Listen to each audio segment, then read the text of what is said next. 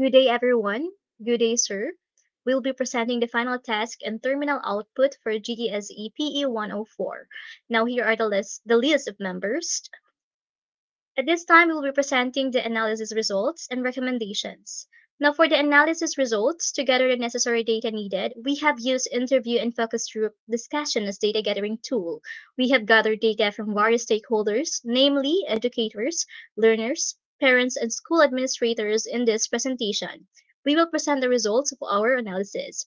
So based on the interview and the focus group discussion, for educators, they have struggled with inclusive assessment due to standardized testing, AI tools, large class sizes, institutional constraints, and limited resources, which together hinder fairness, creativity, and effective feedback. Student interviews highlight that assessments significantly influence motivation, confidence, and learning. Learners see assessments as tools to track progress and value specific, constructive feedback for improvement. Preparing for assessments builds discipline and goal setting skills through performance tasks and can be challenging when expectations are unclear or self confidence is low. Students recognize effective assessments as those that are clear, varied, and inclusive of different learning styles. Overall, assessments and feedback play a vital role in promoting understanding, engagement, and a growth mindset, helping students identify strengths, address their weaknesses, and enhance their academic journey.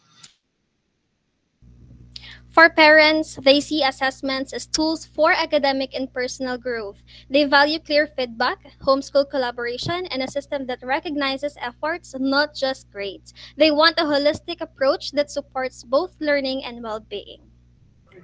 For school administrators have noticed that teachers struggle to align assessment with educational objectives due to insufficient training and resources. They stress the need for clear policies, support, and ongoing professional development. Large class size hinder timely feedback, but integrating technology and diverse teaching strategies can help.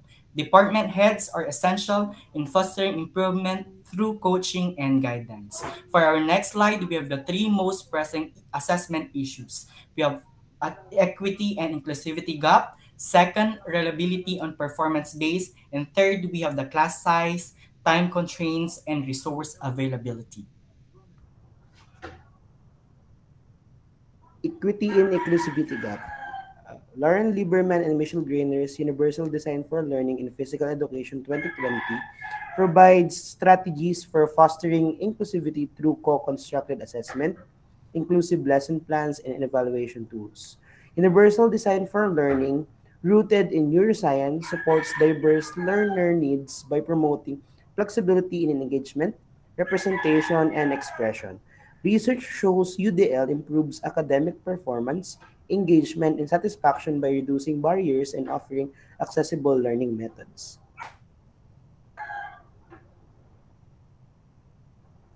For the solutions, we have first, identify clear barrier-free learning goals. Second is anticipate learner variability and barrier. And last one is co-construct criteria and foster learner agency. For the reliability on performance-based, here are the recommendations for the literature. Performance-based assessment for middle and high school physical education by Lund and Kirk 2020. This paper offers practical strategies for implementing performance-based assessment in secondary physical education class setting. It includes step-by-step instruction, sample rubrics, and unit plan across various sports, emphasizing consistency in evaluation and effective teaching technique.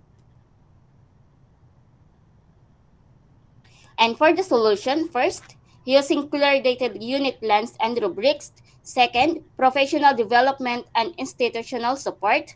The third, integrating effective teaching technique, aligning assessment with real-world application. And the last one, increasing student motivation and engagement. For class size, smaller class sizes allow for more individualized instruction and assessment, allowing teachers to customize their approaches to individual student needs. On the other hand, large classes limit opportunities for differentiated assessment, which can negatively affect students requiring additional support. For the solution of the class size issue, we have number one, policy reform, number two, teacher training, and the last one is resource allocation. Next, for the time constraints, Berliner 2019 detailed how interruptions, administrative duties, and large class sizes reduce the amount of actual instructional time, often forcing teachers to emphasize rote learning over critical thinking. His findings support the notion that managing and prioritizing classroom time is essential for meaningful learning experiences. For the solution, number one is professional development, two is administrative support, third is classroom management, and last we have curriculum design.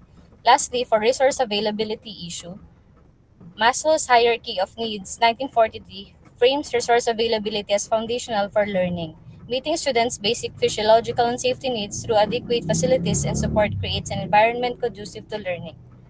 For the solution, we have equitable funding, infrastructure development, resource sharing, and professional support.